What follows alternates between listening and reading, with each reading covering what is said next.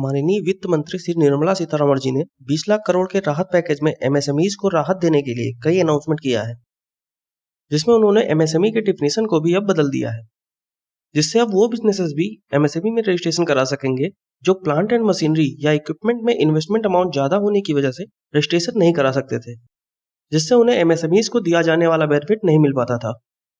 आज इस वीडियो में हम एमएसएमई को रजिस्टर करने का प्रोसेस सीखने वाले हैं। तो आइए देखते हैं एमएसएमई का रजिस्ट्रेशन कैसे किया जाता है। एमएसएमई रजिस्ट्रेशन के लिए सबसे पहले आपको गूगल पर एमएसएमई रजिस्ट्रेशन लिख के सर्च करना है। सर्च रिजल्ट्स में से आपको udyogAadhar.gov.in पर क्लिक करना है। क्लिक करते ही एमएसएमई रजिस्ट्रेशन का नेशनल पोर्टल ओपन हो जाएगा और फिर नीचे स्क्रॉल करके आपको यहाँ आना है, जहां आपको आधार संख्या और उद्यमी का नाम फिल करने का बॉक्स दिखाई देगा। पहले बॉक्स में आपको अपना 12 अंकों का आधार नंबर लिखना है, लेकिन यदि आपका आधार कार्ड अभी नहीं बना है तो आप अपने जिले के डिस्ट्रिक्ट इंडस्ट्री सेंटर या अपने स्टेट के नजदीकी एमएसएमई डेवलपमेंट इंस्टीट्यूट जाकर ऑफलाइन तरीके से यहाँ लिखे डॉक्यूमेंट्स के साथ अपना रजिस्ट्रेशन करा सकते हैं। आधार नंबर लिखने के बाद दूसरे बॉक्स में आपको अपना नाम लिखना है। ध्यान रहे कि नाम आपको बिल्कुल वैसा ही लिखना है जैसा कि आपके आधार कार्ड पर लिखा हुआ है, और उसके नीचे दिख रहे इस छोटे बॉक्स में पहले से ही टिक मार्क लगा हुआ है, इसे आपको ऐसे ही रखना है। उसके बाद आपको इस नीले बॉक्स पर क्लिक करना है, जहां वैलिडेट एंड जनरेट ओटीपी लिखा हुआ है। क्लिक करते ही एक ऐसा पॉपअप विंडो ओपन हो जाएगा और साथ ही आपके उस मोबाइल नंबर पर एक ओटीपी पहुंच जाएगा जो मोबाइल नंबर आपके आधार के साथ रजिस्टर्ड है, और फिर उस ओटीपी को आपको इस पॉपअप विंडो के सेकंड बॉक्स में लिखना है। लेकिन यदि आपका मोबाइल नंबर आधार के साथ रजिस्टर नहीं है तो आपको यह ओटीपी नहीं मिलेगा। इस केस में आप यहाँ नीचे बताए गए 3 ऑप्शन में से कोई एक ऑप्शन चूज करके अपना रजिस्ट्रेशन कर सकते हैं। पहला, आप अपने नजदीकी आधार इनरोलमेंट सेंटर जाके अपना मोबाइल नंबर अपडेट करा सकते हैं। दूसरा, आप अपने जिले के डिस्ट्रिक्ट इंडस्ट्रीज सेंटर जाकर ऑफलाइन तरीके से अपना एमएसएमई रजिस्ट्रेशन कर सकते हैं। या फिर तीसरा, यहाँ क्लिक करके आप गवर्नमेंट द्वारा अप्रूव फोटो आईडी प्रूफ की सहायता से अपना एप्लीकेशन डिटेल दे सकते हैं, और फिर मंत्रालय द्वारा वैलिडेट करने के बाद आपको रजिस्ट्रेशन सर्टिफिकेट इशू कर दिया जाएगा। लेकिन यदि आपको ओटीपी मोबाइल नंबर पर मिल गया है तो उसे यहाँ पर लिखकर आपको वैलिडेट बटन पर क्लिक करना है। क्लिक करते ही आपके सामने यह पेज ओपन हो जाएगा, जिसमें सबसे पहले आपको अपना कैटेगरी सेलेक्ट करना है, जैसे जनरल, एससी, एसटी या ओबीसी, जिस भी कैटेगरी में आप आते हैं। यदि आप एससी, एसटी या ओबीसी सेलेक्ट करते हैं तो इसका प्रूफ आपसे बाद में मांगा जा सकता है। फिर यहाँ आपको जेंडर सेलेक्ट करना है। उसके बाद यदि आप फिजिकली हैंडीकैप्ड यानी दिव्यांग हैं तो आपको यस सेलेक्ट करना है, अन्यथा आपको नो सेलेक्ट कर देना है। फिर आपको यहाँ अपने बिजनेस का नाम लिखना है, जिस भी नाम से आपका बिजनेस पब्लिक या कस्टमर द्वारा जाना जाता है। जैसे मैं यहाँ अपने बिजनेस का नाम लिख देता हूँ।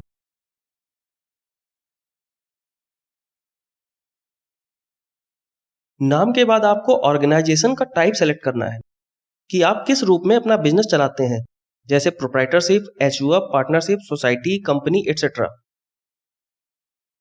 और फिर आपको उस ऑर्गेनाइजेशन का पैन भी लिखना होगा। जैसे यदि आप प्रोप्राइटर के रूप में अपना बिजनेस चलाते हैं तो आपको अपना पैन देना होगा, और यदि कंपनी है तो कंपनी का पैन, एचयूएफ है तो एचयूएफ का पैन, जिस भी कैटेगरी में आपका बिजनेस आता है तो उसका पैन आपको यहाँ लिखना होगा। पैन के बाद यहाँ आपको अपने प्लांट का लोकेशन यानी उसका एड्रेस लिखना होगा। यहाँ फ्लैट, डोर या ब्लॉक नंबर लिखना है। यदि आपके प्रीमाइस या बिल्डिंग का कोई नाम है तो वह आपको यहाँ लिखना है। यहाँ रोड, स्ट्रीट या लेन, और यहाँ आपको अपना एरिया या लोकेलिटी लिखना है, और फिर शहर और पिन नंबर। उसके बाद यहाँ से आप अपना स्टेट और यहाँ से अपना डिस्ट्रिक्ट सेलेक्ट कर लेंगे।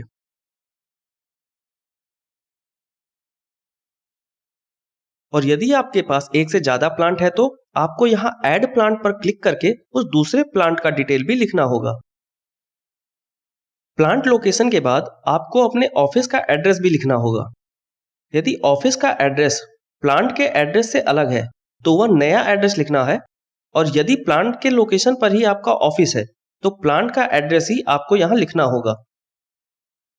इसके बाद आपको यहाँ वह डेट लिखना है जिस डेट पर आपने अपना बिजनेस शुरू किया था।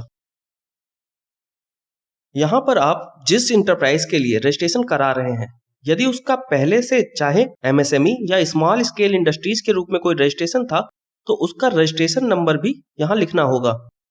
और यदि पहले कोई रजिस्ट्रेशन नहीं था तो आप एनए सेलेक्ट करके आगे बढ़ सकते हैं। पॉइंट 13 में आपको अपना बैंक डिटेल लिखना होगा, यहाँ आईएफएससी कोड, और यहाँ पर आपको अपना बैंक अकाउंट नंबर लिखना होगा। आपको अपने यूनिट की मेजर एक्टिविटी को यहाँ लिखना है। यदि मैन्युफैक्चरिंग है तो मैन्युफैक्चरिंग सेलेक्ट करना है, और यदि सर्विस है तो सर्विस सेलेक्ट करना है।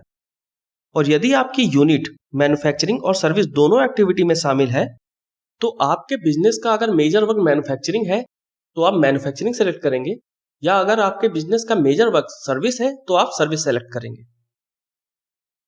यहाँ आपको अपनी यूनिट की एक्टिविटी के हिसाब से उसका नेशनल इंडस्ट्री क्लासिफिकेशन कोड लिखना होगा। यदि आपको नेशनल इंडस्ट्री क्लासिफिकेशन कोड पहले से पता है तो आप डायरेक्ट यहाँ लिख सकते हैं, और यदि आपको एनआईसी कोड नहीं पता तो आप इन 4 स्टेप से एनआईसी कोड पता कर सकते हैं। स्टेप 1, आपको सबसे पहले मैन्युफैक्चरिंग या सर्विस सेलेक्ट करना है।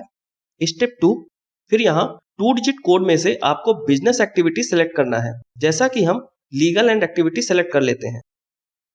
स्टेप 3 में आपको 4 डिजिट कोड में से मोर रिलेटेड एक्टिविटी सेलेक्ट करना है, और स्टेप 4 में 5 डिजिट कोड में से आपको अपना एग्जैक्ट एक्टिविटी सेलेक्ट करके ऐड एक्टिविटी पर क्लिक करना है, जिसके बाद एक्टिविटी यहां पर ऐड हो जाएगा। और यदि आप और एक्टिविटी ऐड करना चाहते हैं तो यहां से सेम प्रोसेस को फिर से करना होगा। उसके बाद यहां आपको अपने कर्मचारियों की संख्या लिखनी है जिन्हें आप सैलरी देते हो। यहां आपको प्लांट एंड मशीनरी या इक्विपमेंट में किए गए इन्वेस्टमेंट के अमाउंट को लिखना है। इन्वेस्टमेंट अमाउंट कंप्यूट करते समय ओरिजिनल इन्वेस्टमेंट अमाउंट यानी उसके सिर्फ परचेज वैल्यू को ही कंसीडर करना है, और pollution control cost, research and development cost, industry safety device और ऐसे अन्य खर्चों को इन्वेस्टमेंट अमाउंट कंप्यूट करते समय शामिल नहीं करना है। और यदि आपने एक यूनिट में एक से ज्यादा बार, जैसे ईयर 2009 में 80 लाख और ईयर 2014 में 55 लाख प्लांट एंड मशीनरी या इक्विपमेंट में इन्वेस्ट किया था, तो टोटल इन्वेस्टमेंट 135 लाख माना जाएगा। अगले बॉक्स में यहां आपका डिस्ट्रिक्ट इंडस्ट्री सेंटर ऑटोमेटिकली आ जाएगा। यदि आपके डिस्ट्रिक्ट में एक से ज्यादा डिस्ट्रिक्ट इंडस्ट्री सेंटर है तो यहां आपको अपना डिस्ट्रिक्ट इंडस्ट्री सेंटर सेलेक्ट करना होगा।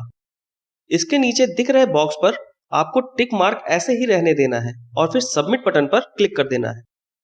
सबमिट करने पर यदि फॉर्म में कहीं मिस्टेक है तो वह रेड हो जाएगा, लेकिन अगर सब कुछ ठीक है तो सबमिट करते ही ऐसा पॉपअप नोटिफिकेशन आएगा जिसमें आपको ओके पर क्लिक करना होगा।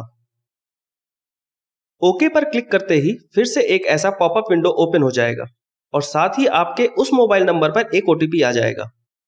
वह ओटीपी आपको इस सेकंड बॉक्स में लिखना है, और नीचे दिख रहे वेरिफिकेशन कोड को इस थर्ड बॉक्स में लिखकर फाइनल सबमिट बटन पर क्लिक करना है। फिर से आपको यहां ओके पर क्लिक करना है, जिसके बाद यह नोटिफिकेशन आ जाएगा जिसमें लिखा है उद्योग आधार मेमोरेंडम सबमिटेड सक्सेसफुली। फिर इस ओके पर क्लिक करते ही आपका एमएसएमई उद्योग आधार रजिस्ट्रेशन सर्टिफिकेट जनरेट हो जाएगा, जिसे आप प्रिंट या सेव एज पीडीएफ करके रख सकते हैं। सो आई होप आपको यह वीडियो पसंद आया होगा, और यदि पसंद आया है तो चैनल को सब्सक्राइब करिए और वीडियो को अपने दोस्तों के साथ शेयर करिए।